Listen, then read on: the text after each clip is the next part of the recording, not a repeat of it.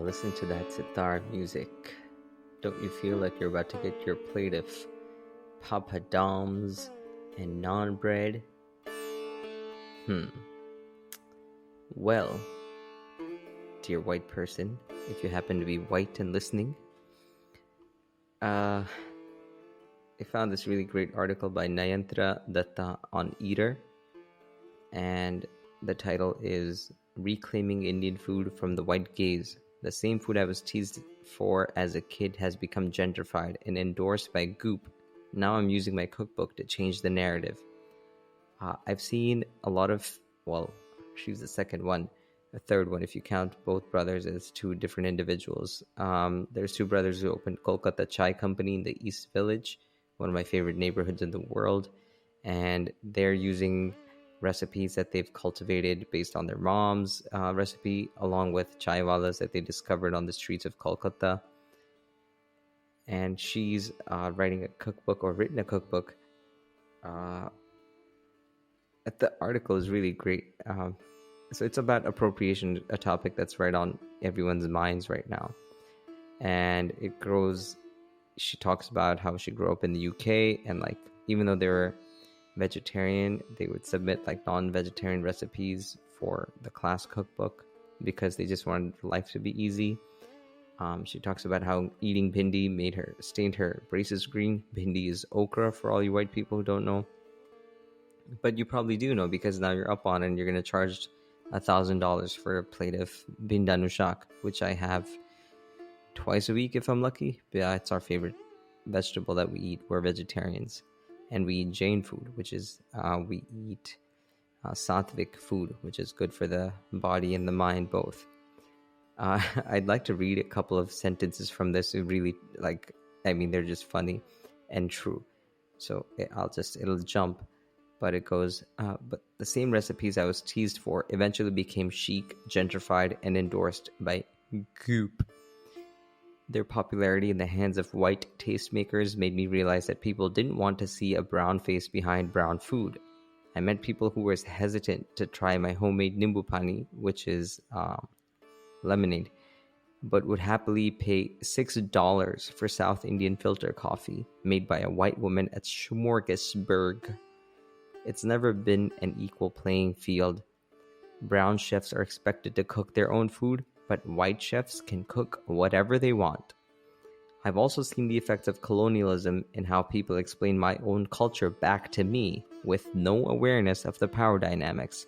This happens at a lot of restaurants.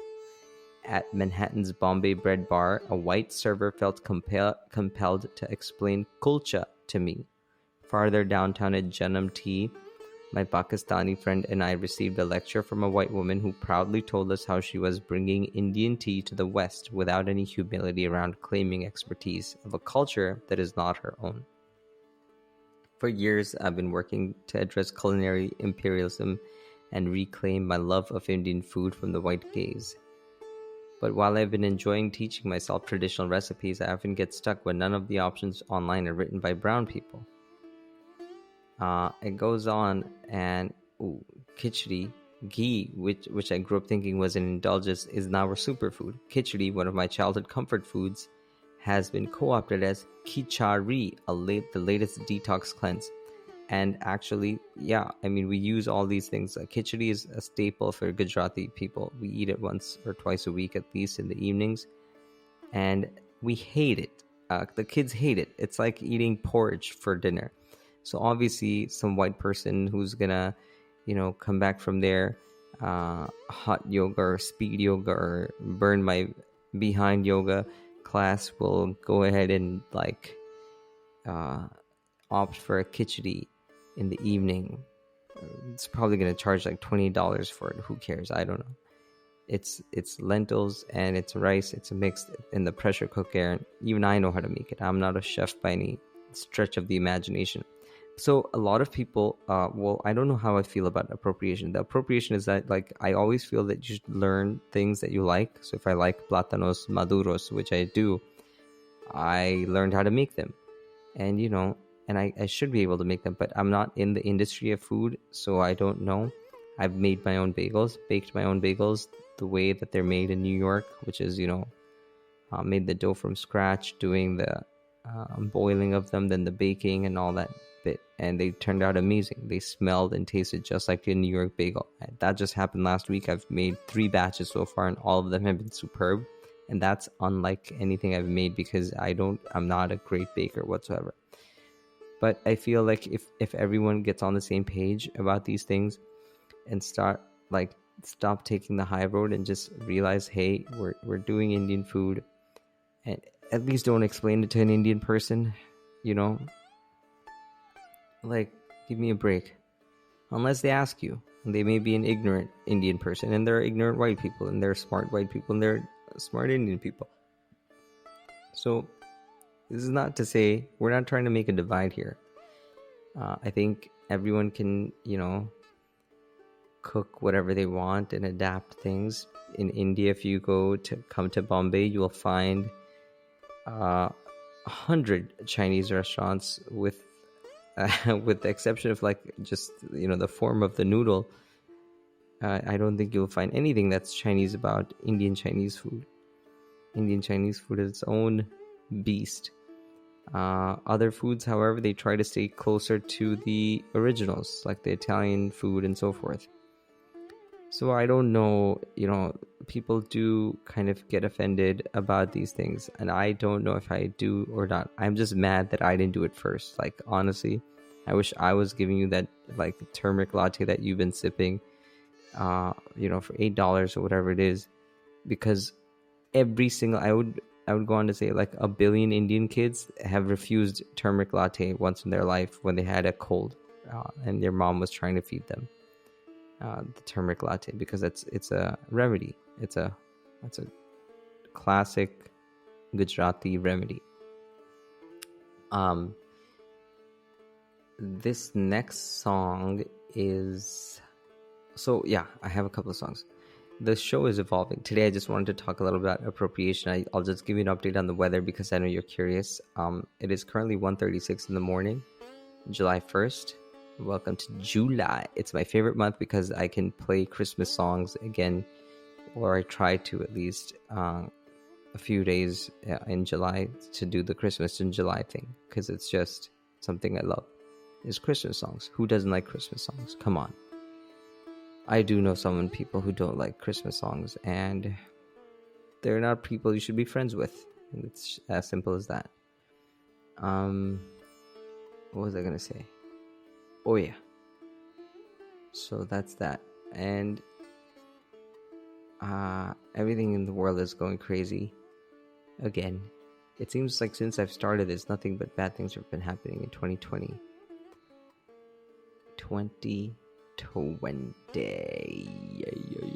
Yeah. You're listening to the Juicy Show podcast, Mumbai edition. If you like this, whatever I'm doing or saying, please let me know somewhere. I've rebranded my brand to Words by Dhaval. I'm a writer first and foremost. I started writing when I was 15. I like to write, but I more so than writing, I do enjoy being on the radio, and that's why you're here. Radio is just such a great medium. I feel it's very personal because it's just you and me. Even I feel that, I feel it's just you and me right now. I don't feel like I'm talking to 1,000 people. By the way, it's been downloaded a lot, but thank you for everyone who's downloaded and shared, especially those who have shared the episode. You are on my special favorite list. As far as TV goes, I watched a bunch of shows. Now, the funny thing about binging shows is that you can't remember their name, but my favorite by far was this journalist who's 9 years old, Home Before Dark. It's an Apple TV original, Home Before Dark. And if you're into journalism movies, All the President's Men and stuff like that, Woodward and Bernstein kind of action, you will love that show. It also has spooky bits. It's has a tinge of mystery, or a lot of mystery actually. It ends on a cliffhanger that's whoa.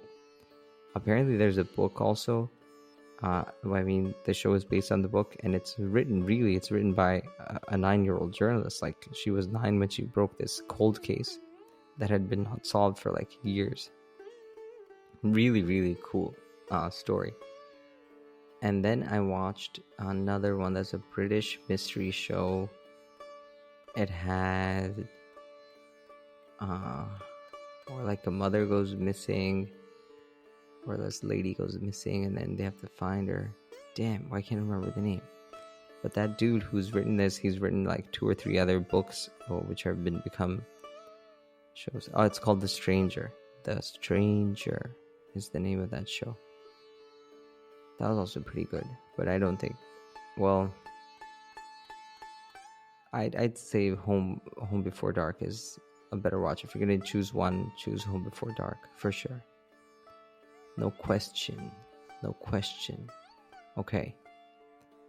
I might sing a poem for you, but before that, you gotta listen to this.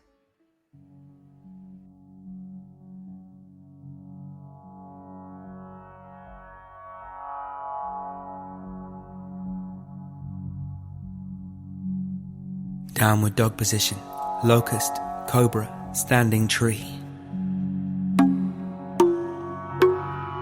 I am the motherland expanding, pregnancy unplanned in the 21st century. More than a people, a culture, a country, I am alchemy.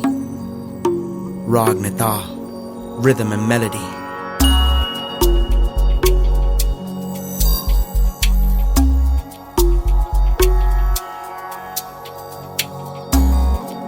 Conceived when Shiva breathed the kiss which died on the lips of his bride Parvati. Desi, Gora, Kala. I'm every grain of rice in your basmati, every spice in your garam masala. I'm the turmeric stains on your grandmother's hands. I'm Inamina Dikadai Dominica Retica flames on her pineal gland.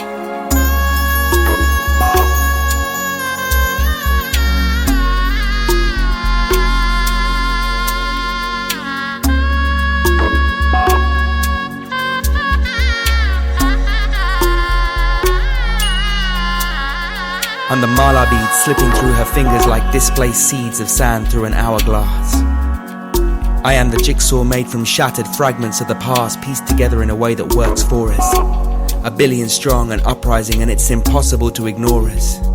The interwoven chorus of Bengali, Gujarati, Kannada, Marathi, Hindi, Kashmiri, Malayalam, Nepali, Punjabi, Sindhi, Telugu, Tamil, Urdu, ginger, chili and garlic, Brahmin, Kshatriya, Dalit.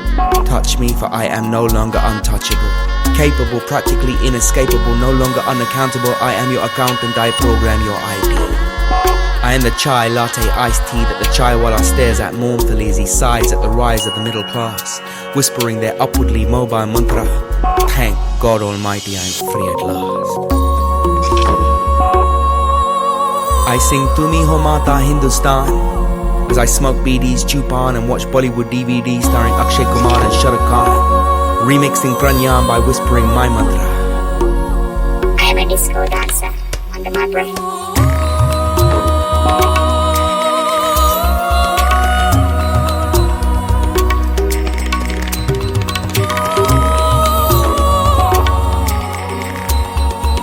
Profound, primitive and superstitious. Spread from Canada to Australia, Trinidad to Mauritius, I will always be India. The impoverished child that bangs at the window of your ambassador car. The old man who instead of clapping his hands simply says Au revoir. I am Saraswati whose veena was later remixed into the shape of a sitar. Just like the Om Mani Padme Hum of the tabla drum became the ta tiriki ta tiriki tiriki the 2 turntables and a mixer. I am the rickshaw wala. I am the white tiger, a survivor rising up in the drive to progress. I am the distressed heart of Delhi, Calcutta's clogged streets, Bombay's blocked arteries, an accumulation of stress. Yes, I am Hindustan.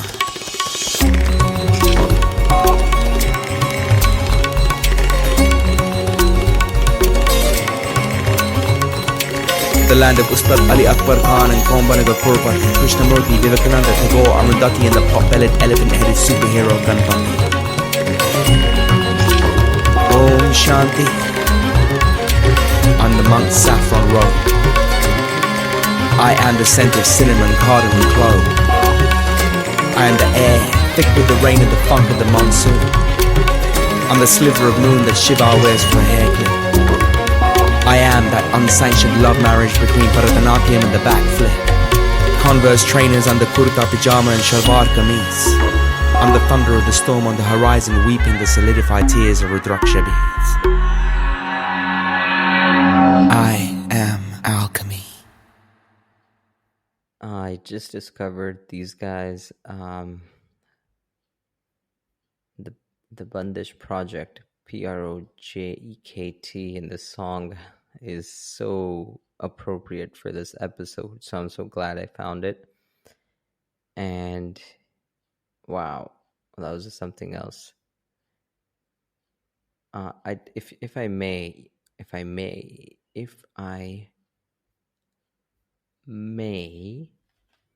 there's this Gujarati poem that I found that I really liked, but I can't remember its name right now. It goes something like,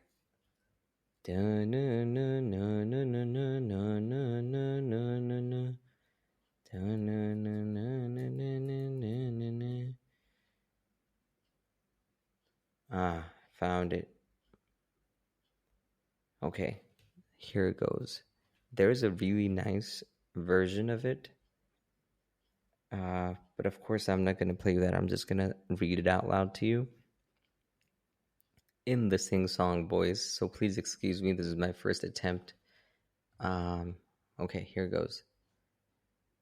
O chintu koi mane raste male ne kadi धीरे थी पूछे के केम छे तो आपने तो कहिए के दरिया सी मौज मान ने ऊपर थी कुदरत नी रहम छे फाटेला खीसानी आड़मा मुखी छे अमे छलकाती मलकाती मौज એકલો ઊભું ને તોય મેલામાં ન હો એવું લાગ્યા કરે છે મને રોજ તાળું વસાય નહીં એવડી પતારીમાં આપનો ખજાનો હેમ ખેમ છે આપને તો કહીએ કે દરિયા સી મોજ માન ને ઉપરથી કુદરતની રહેમ છે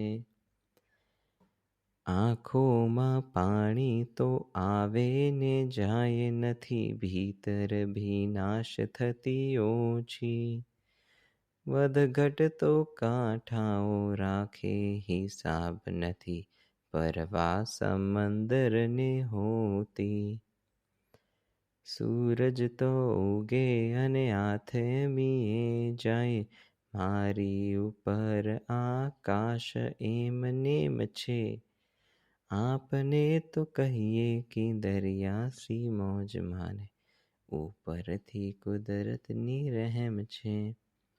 So this basically means if suddenly I were to come across someone on the way and if they were to ask me softly, how are you doing today? Then I would say, nature is so bountiful and like waves in the ocean I'm at play. In my torn trouser pocket hide many joyful dancing waves. Even when alone, I'm in a carnival each day, in a tiny bundle, which can never be locked. My treasure is as safe as day. Like waves in the ocean, I'm at play. Water in the eyes comes and goes, but the moistness within never dries. The shore may keep accounts of less and more. The ocean doesn't bother much about such scores. The sun may rise and set every day. The sky over me is always the same. Like waves in the ocean, I'm at play. So it also gives you an idea of how rich the Gujarati language is. And I was watching a devotional song that was written in Gujarati. It was in a movie. Sometimes Bollywood movies or Hindi movies will have, devotional songs, because just like how in the US, if you have like a lot of blues singers, early blues singers, like if you think of Ray Charles, like they're influenced a lot by gospel music. And that's the same thing in Indian music. And Indian movies have deep love songs. Like the amount of the number of words that they use are just so rich, and the feelings that they generate are so genuine. But they don't always get translated properly. So I just like this poem a lot, and I wanted to sing it once. So now you let me do it. So thank you for that. And here is someone who actually sang the song.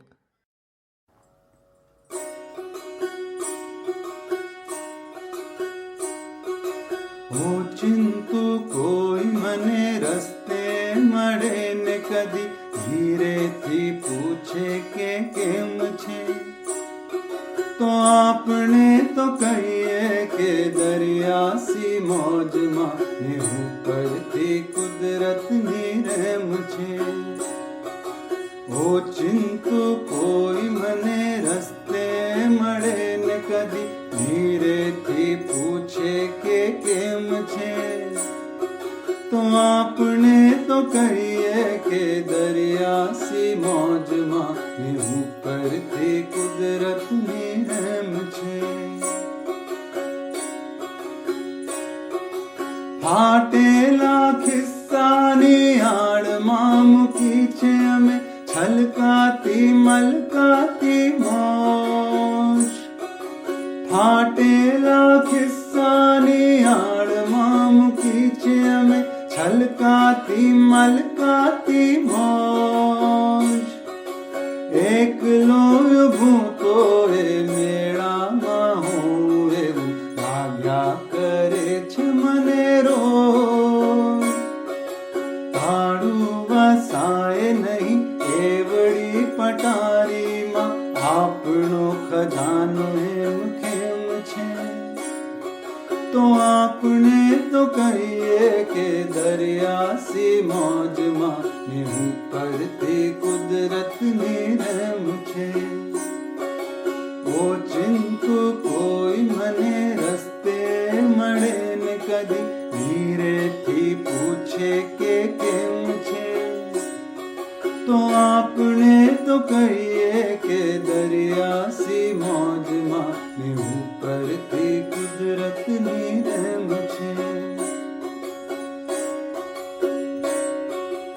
आँखों मां पानी तो आवे ने जाए नथी भीतर भी नाश थती ओछी आँखों मां पानी तो आवे ने जाए नथी भीतर भी नाश थती ओछी